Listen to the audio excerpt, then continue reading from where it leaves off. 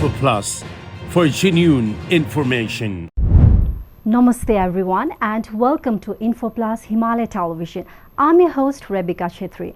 European Union has celebrated its 50 years of diplomatic relation between the EU and Nepal and had organized an event on Thursday with the presence of Right Honorable Vice President Ram Sahaya Yadav. EU Ambassador to Nepal expressed satisfaction with the long-standing friendly ties between EU and Nepal since 1974. InfoPlus has the distinct privilege of being joined by a distinguished guest who plays a pivotal role in fostering diplomatic relations and promoting cooperation between the EU and Nepal. Please join me in welcoming Her Excellency Veronique Lorenzo, the esteemed Ambassador of the European Union to Nepal. With a career dedicated to diplomacy and international relations, Her Excellency Veronique Lorenzo brings with them a wealth of experience and expertise in navigating the complexities of global affairs throughout their tenure. Veronique Lorenzo has demonstrated a steadfast commitment to strengthening the partnership between the European Union and Nepal, advancing common goals and addressing shared challenges. Their leadership and visions have been instrumental in promoting dialogues, cooperations and mutual understandings between our two regions. Today, we have the opportunity to delve into a wide range of topics with Her Excellency Veronique Lorenzo, from the current state of EU to Nepal relations to key areas of collaboration, challenges and opportunities on the horizon. We'll explore their perspectives on pressing global issues, the significance of cultural exchange, and the role of diplomacy in building a more peaceful and prosperous world. So without further ado, let's extend a warm welcome to with Her Excellency Veronique Lorenzo and begin our conversation. Info Plus for genuine information. Hello, welcome to Info Plus Himalaya Television. Her Excellency, you have over 30 years of international experience in development cooperation, conflict-affected countries long time back. My viewers would like to know about your motivation to pursue a diplomatic career, and I would like to start the conversation with your career journey. Thank you very much. Hello to your viewers. Thank you for having me. Yes, I've had a very international career. And I guess it's from the start. You see, I'm half Spanish. I have a Spanish father and a French mother. And I was born in Paraguay and brought up in Brazil. So from the outset, it was an international background. And at the same time, I'm very European. So I've always been at the front line of the European project, which is an amazing, peace and prosperity project. But with a view to the outside relations, international relations. This was my driver, and I'm an agricultural economist by training. So the first opportunity I had to go abroad was to Mozambique in 1994, and in 1994 Mozambique was coming out of the war. And I guess I got hooked on this amazing feeling of a country that's post-conflict, where everything is destroyed and so the conditions are very difficult, but where at the same time everything is possible, and there was this will for peace, for reconstruction. The energy was amazing. And this is something I've experienced also in other countries where I've been. I was in Myanmar when Myanmar opened up in 2011. I've been in other places where it was more difficult, in Somalia, in Afghanistan. But somehow this hope for reconstruction, this hope that things can get better, that peace can find roots, is always there. And it's almost addictive. 2024 has marked the 50th anniversary of bilateral relationship between European Union and Nepal. And it is such a good coincidence that you are a Golden Jubilee Ambassador to Nepal. And what is the plan and vision to bring the European Union closer to Nepal and Nepali public closer to European Union in coming days? I'll be very frank. Not many people know about the European Union. Not many people know why the European Union is in Nepal. So my main objective is to come closer to the people, to explain in simple words. And to the first thing, I think, the most important objective, to explain to young people what the European Union is, what its values, how it was built, how it developed, how it became one of the most prosperous regions in the world, with all the things a citizen wants, with prosperity, with social inclusion, with solidarity and cooperation. And so we often talk in jargon, in difficult words, and the challenge is really to change it to a more accessible vocabulary, to reach out. And as I said, the main objective is to reach out to young people, young Nepalis. How do you plan to engage with local stakeholders, civil society, and the Nepalese public to promote mutual understanding between European Union and Nepal? So the European Union works with the government of Nepal, but I think it's very important to say that we don't only work with government. We work with society at large. We work with civil society. We work with the private sector. We work with the press. And this engagement, I would say, is based on values. Our values of human rights, the respect for human rights. We work with several civil society organizations, with the National Human Rights Commission. We work on press freedom, fundamental for you. It's also extremely important. This is, it's one of the foundations of a healthy and democratic society.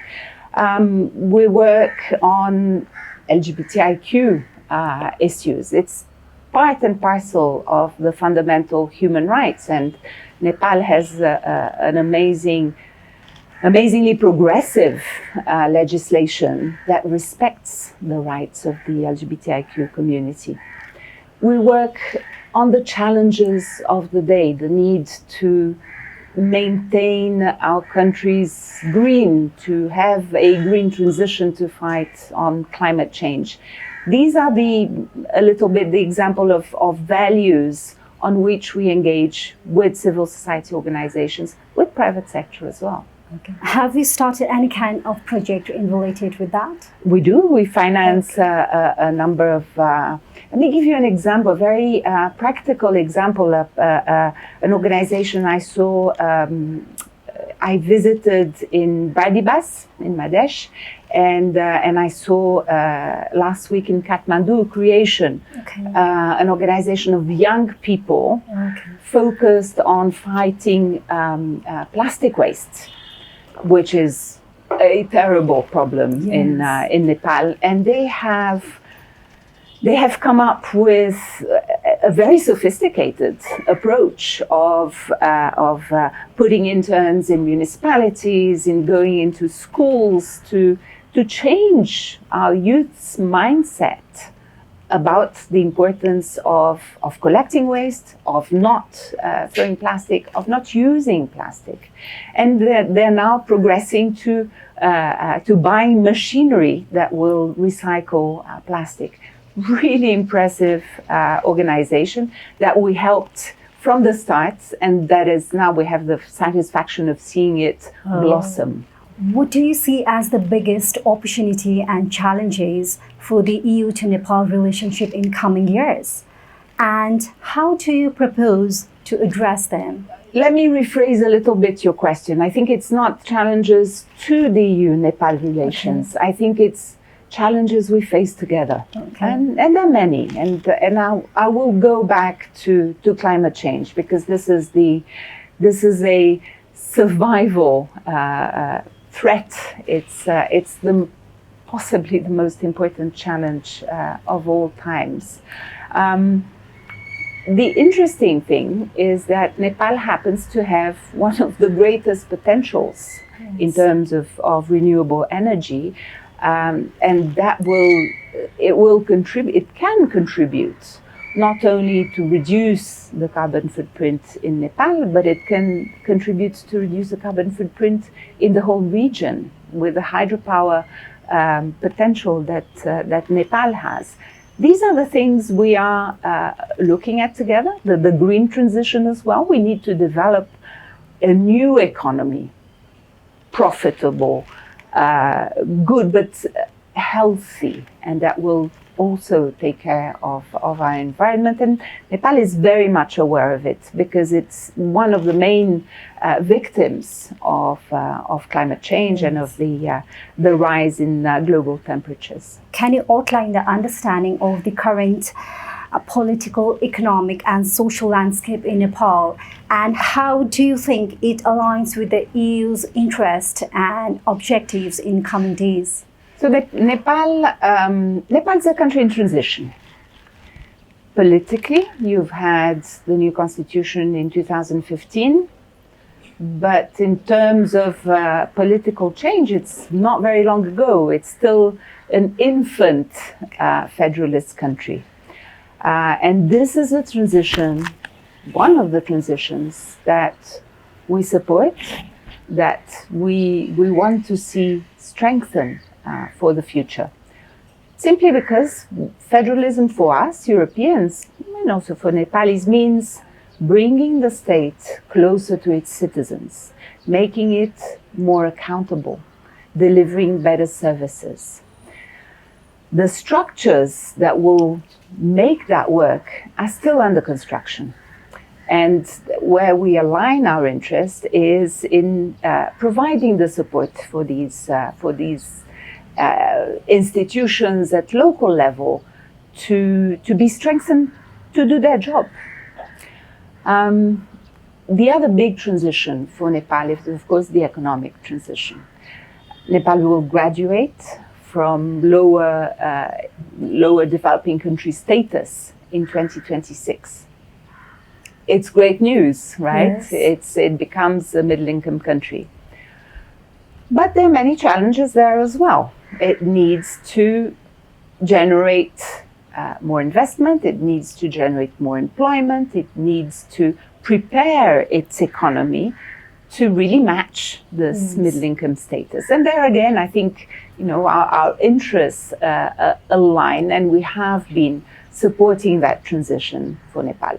Nepal is welcoming international investors, and recently Nepal has organized Investment Summit.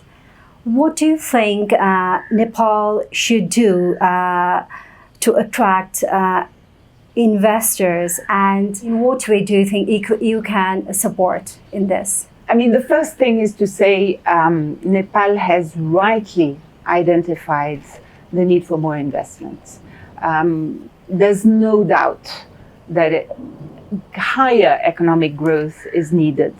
And this requires more investment, more internal investment, but also more foreign direct investment. It is Nepal's government's responsibility to provide a conducive legislative, regulatory environment. And it has some homework to do there to make sure to attract investors. It has changed, it has started to do some homework with the ordinance passed recently just before the investment summit, saying, okay, we're making some changes, we're open for business. Our role, what we can do, is bring our European companies, and this is what we are doing. Next week, in fact, we are organizing an EU-Nepal business forum and bringing over 60 European companies, some from Europe, a lot of them who are already in the region, in India mostly, to come and have a look, and look at the potential. And what we can do is showcase the potential in many different sectors. I mean, renewable energy, as I mentioned, is no doubt has immense potential in Nepal.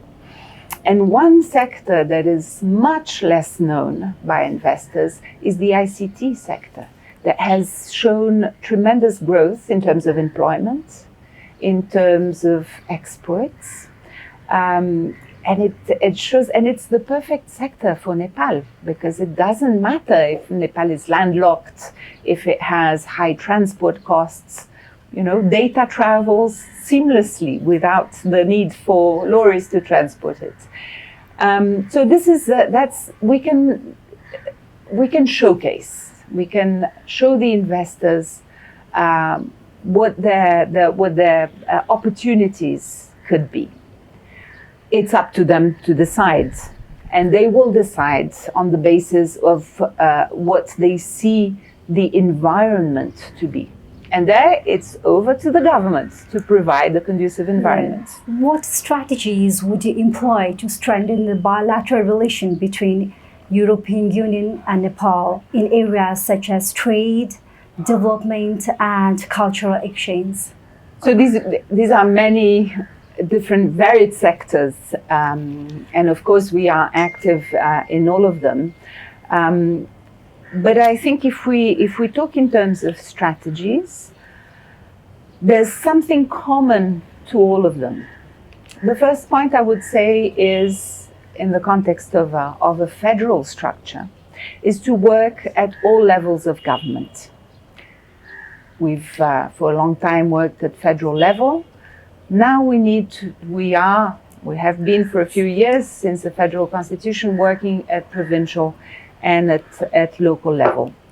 And this is important because education, for instance, happens on the ground, happens in schools. It is up to the local authorities to be fully aware of what they need to do, the improvements they need to bring to the schools. The second strategy, if you want, and I've already referred to that, is working with government, and they are our principal interlocutor, but also working with other forces of the economy, other forces of the society. And that means working with civil society, and it means working with private sector. Again, to give the example of education, we support Nepal's education sector plan, but we also worked with NGOs to understand better what the problems are at local level, and to reflect on what else needs to be improved. These are complementary actions, and it's a very powerful strategy. And finally, I would say the third strategy is the importance of working in unison with other actors of the international community. We have excellent coordination amongst the international community. We need to do more, because we are here in support to an education strategy, to a health strategy, to a trade strategy. And if we do it with one voice, and if we're able to do it in a manner articulated, it makes the life of government easier. It makes everybody's life easier. How do you prioritize the EU engagement with Nepal, considering its unique geopolitical position between India and China? India and China are extremely important partners. Also for the European Union, we have India as our strategic partner, and China is also I cannot overstate the importance of China as a commercial partner, but also as a partner in global politics. Nepal is squeezed in the middle, and I often hear the people say, "Oh, Nepal is a small country," but it's not. Yeah. Nepal has 30 million people. You know, yes. It's. I think there are 20 countries in Europe that are smaller than Nepal out of 27. So Nepal has also a very strategic position, and I think that the main objective is to support Nepal develop itself in a way that it can take advantage of its position. It's a huge market. It's 3 billion people market. It's the most dynamic region in the world. You know that, I mean, it's the growth rates of India and China are much higher, certainly much higher than those of the European Union. These are opportunities for Nepal. We need to help bring it to a position where it can take advantage of that. How would you leverage the EU's resources and expertise to support Nepal in coming days in areas like infrastructure development, education, and healthcare? Thank you for the question. That's a very crucial question because the European Union has been shifting in its approach from development to partnerships. And in this shift, we have developed an offer that's called the Global Gateway. And that's an offer to develop infrastructure and connectivity, to bridge the investment gap that exists in these crucial sectors. With grants, you can't do much. You know, there's small resources. But we've chosen Global Gateway is about harnessing grants, but also the resources from our 27 member states, the resources from the development finance institutions, and the resources from the private sector. And together with this, we can leverage so much more and look at investments in a strategic way. Look at corridors, look at hydropower investments, look at connectivity that can really be a game changer. And this is done with the standards, the social and environmental high standards of the European Union. And this is the relatively new offer over the last couple of years that we are bringing to Nepal. EU has invested in vocational training and education to equip Nepalese youth with the skills for employment and entrepreneurship. What is the plan in coming days, and what specific initiatives or programs do you plan to implement to enhance education opportunities and outcomes for Nepalese citizens, especially for marginalized communities? The vocational training, that is technical training, very much needed.